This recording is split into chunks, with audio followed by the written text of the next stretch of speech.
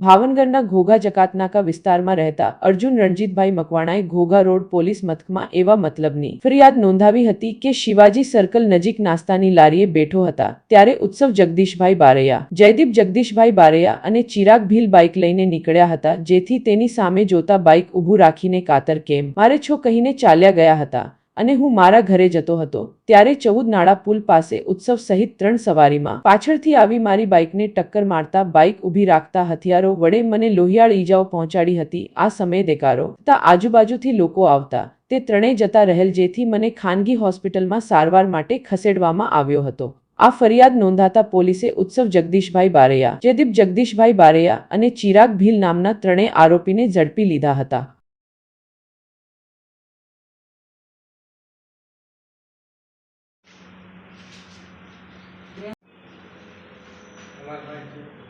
कोई नहीं, बेजा, हाँ बेजा बेजा।